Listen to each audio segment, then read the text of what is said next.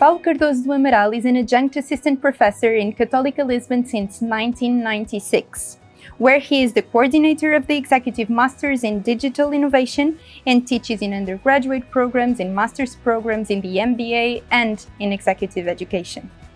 Paulo Amaral has a PhD in Information Systems. He holds an undergraduate degree in Computer Sciences and Telecommunications Engineering and an MBA in International Business.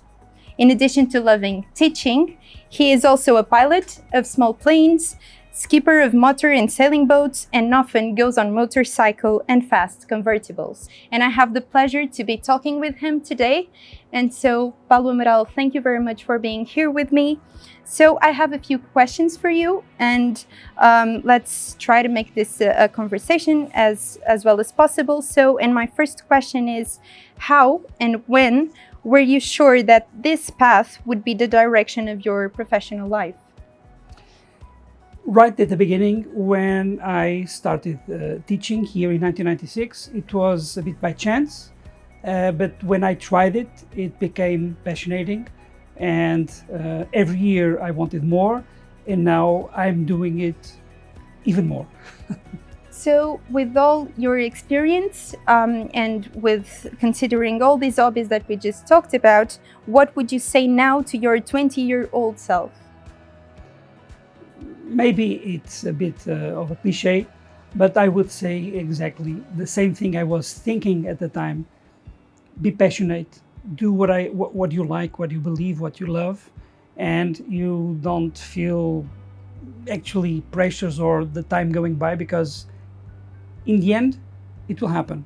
I don't know why, it's a mystery in fact, but in the end you will win. I think I'll write it down in my notebook for future reminding me. Now that I know you a bit better, I would like to go for your professional path.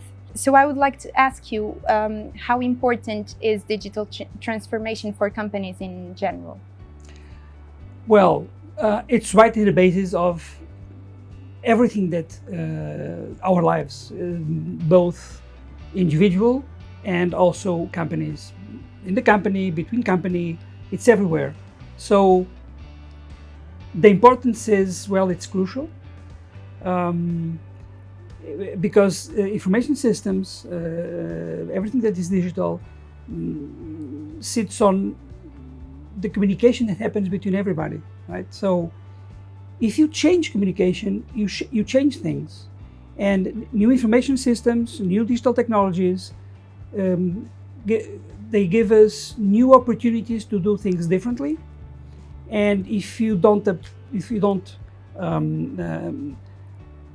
use it as you should, someone will, right? So it's like a race, but it can be a good race if we use it well to create economic value, to ease our lives, in a nutshell, to be happier. Mm-hmm. It's the advantages of competition when used well, right? Well, competition exists, and we want to win, right? So we stand no chance. Everything that is an opportunity, if we don't grab it, it's also a risk. Mm-hmm. So competition is also a way to make things happen. So we are in the midst of competition, and we use all this energy to do things better. And believe me, it's good when we have challenges. So digital transformation is a challenge. And if we embrace it and do it well, it can be really fulfilling. And now that we are here together, I'll enjoy this moment just to ask you two things. So I'm an ignorant in this topic. So how would you explain to a dummy like me what is the blockchain and the Web3s? Wow, the blockchain, yeah. Well, this is the latest, even if it is already, 12 to 13 years ago. It's maybe it's the most disruptive information systems technology ever, even more than the web, in my opinion. So I'm talking about the blockchain, and of course Web3 that encompasses every technology around the idea of using the blockchain. The blockchain has a characteristic that no other technology had before, which is self-execution. With the blockchain, you self-execute code autonomously without a custodian, because today information systems are also self-executable. They automate programming and code and execution can be automated, but you always have some custodian, and you have a fabric, you have an economic fabric that depends on the relationship between everybody with all these information systems. Now, the blockchain can change everything if we count on autonomous self-execution, increasing trust and highly increasing efficiency and effectiveness. So the impact of this technology in particular can be really enormous. So it seems a complex topic, but with a lot of potential. And my next question is then, what are the benefits and opportunities for the adoption of, for example, Web3 in Portugal? Yes, in Portugal or any other country, in fact, the opportunities are enormous because there is a degree of maturity when using digital technologies. Everything started with simple automation, and then in the 90s, we learned how to streamline processes, and then in late 90s with the web, things started. Processes were even more streamlined between companies and with the relationship with the consumer. You know that we all feel that we use the web and we can contact the company and we can buy things and know what is happening, and all this information flow is simple and it has evolved. And then mobility came up, so we can see the use of technology starting with the small team or small department in a company and ending in an impact that is really the fabric of the whole economy in all companies, between everybody. What is happening today with the blockchain, and that's the issue. The blockchain is not for a single company or a single entity. A blockchain sits in the midst of the relationship between an ecosystem. So today we have the power to release ecosystems from scratch with the balance that we decide that is the right balance. Whereas today, ecosystems exist, but they are the result of the evolution of the several nodes, individual nodes evolving somehow. We don't know how really, but the ecosystems happen. There are network effects, and in the end, you have the balance. And the risk is high. For example, in economic terms, today, if we look for the winners of this digital transformation, when you talk about companies, they sit in the United States and in China. There is where you have big techs. And if you look on the economic power of these big techs, they are the biggest companies on Earth. And they are all there, either in the United States or in China. We don't have a single one in Europe, and even less in Portugal. So if these ecosystems evolve this way, we will continue to lose economic power in one or another, because a number of sectors that were impacted before, like retail, now it can be health or anything else. So that can be troublesome. Now, if we are able to build ecosystems from scratch, we can rebalance these ecosystems in a way that it helps our economy. Why? Because they are more effective, they are more efficient, and they are more trustful. And if we build trust in the economy, the impact is really bigger than what you were able to do before, which was just decreasing the cost of handling information. What happened before, just finishing this concept, what happened before after 1994 with the web was decreasing the cost of handling information. It's easy for me to search for a price of a product or buy something or look what happened to social networks. Because why? The cost of handling information decreased and the economic impact was huge with the balance that I just explained. But if you build trust with information systems, the economic impact is really bigger, much beyond, and we can take advantage of it, namely creating economic value in any economy. So I hope we will be able to do it as soon as possible in our economy in Portugal. So from your explanation, what I understand is that the implementation of such high-level technologies almost feeds itself, right? So the big step is just to start, and that then creates all the potential there was. The difference today is that the new ecosystems that are based on the blockchain are bootstrapped immediately. We don't have to wait to see the ecosystem evolve. There will be, of course, network effects as before, but the rules can be defined in the beginning. So we are able to do it, and we should do it in the context of the law and democracy, always, of course. And it's different. And there is also another facet that is major, which is the following. All the big techs that I just talked about before, they are some kind of natural monopolies. And you are economists, so you really understand what I'm talking about.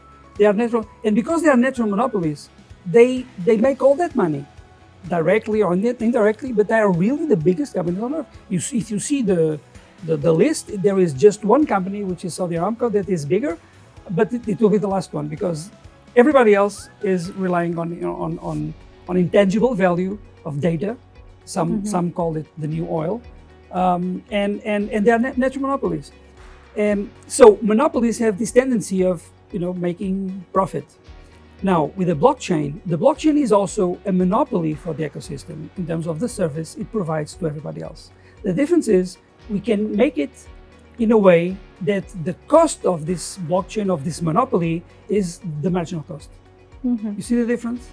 So you will not have a blockchain or an entity behind that blockchain making a lot of money, becoming a natural monopoly, because it is by design, but it will not make the profits.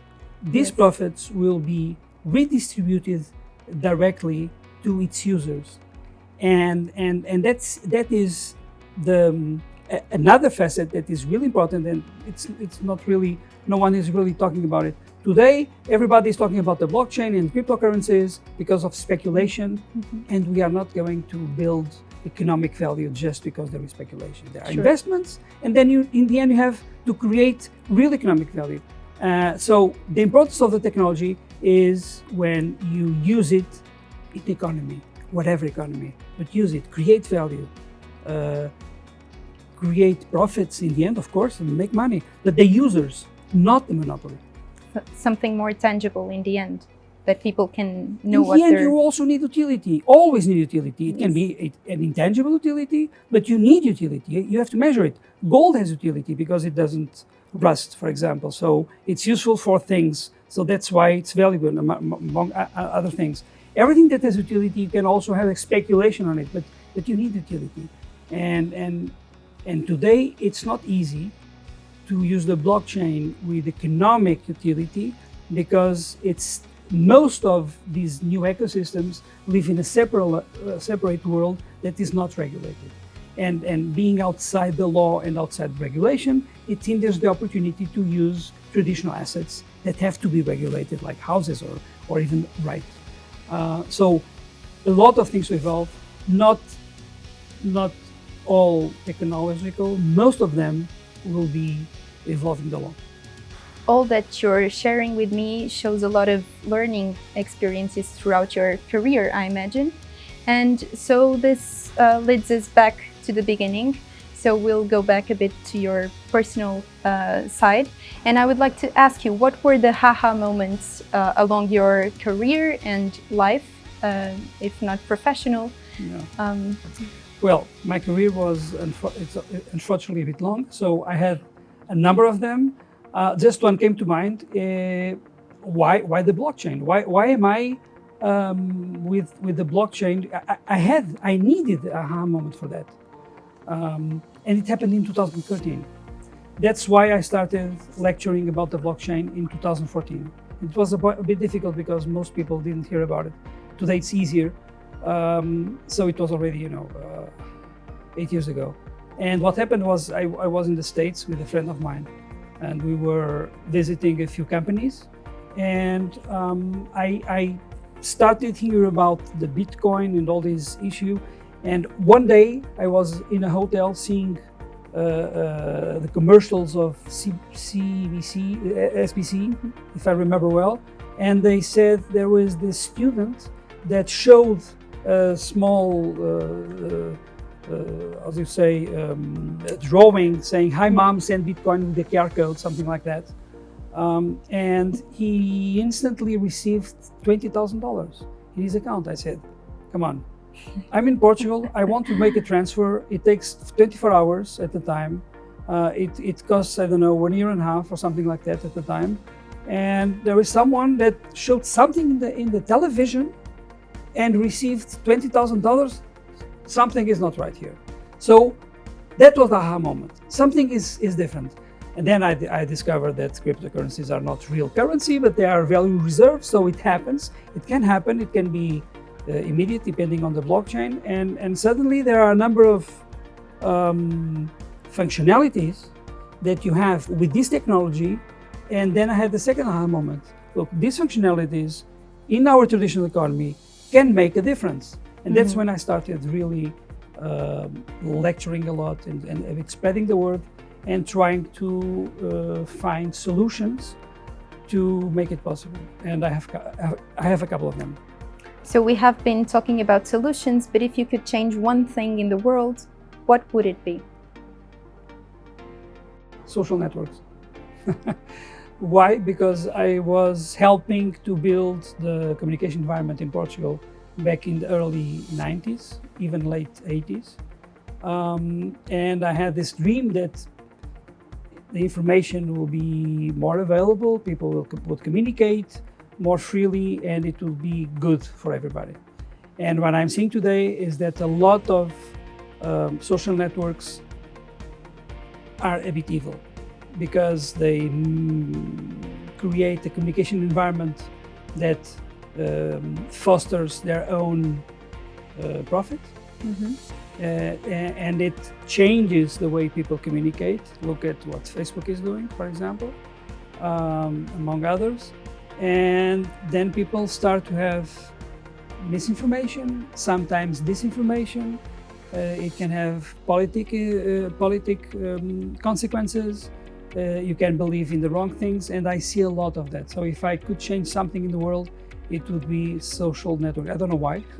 How? I know why. I don't know how, but I would change them because one thing I know, if we all believe in better things, you have more happiness and all the good things that we all cherish. What is interesting here is that most people that believe in the wrong thing, they also share with us, no, we want to be better, we want to be happier, we want to be more free. But suddenly they are doing wrong things because they believe in the wrong things. Like, I'm going to kill because I want to be free. I want a better world, so I'm going to kill. There are people today doing that, and I don't agree. Or at least I wish it wouldn't happen. And once again, social networks are extremely powerful, building ecosystems and building network effects, so they can help us change. So if I change social networks in the right way, I could change what happens, and people believe in the good way. But I really don't know how. It's just a wish, maybe a stupid wish, but I really wish it.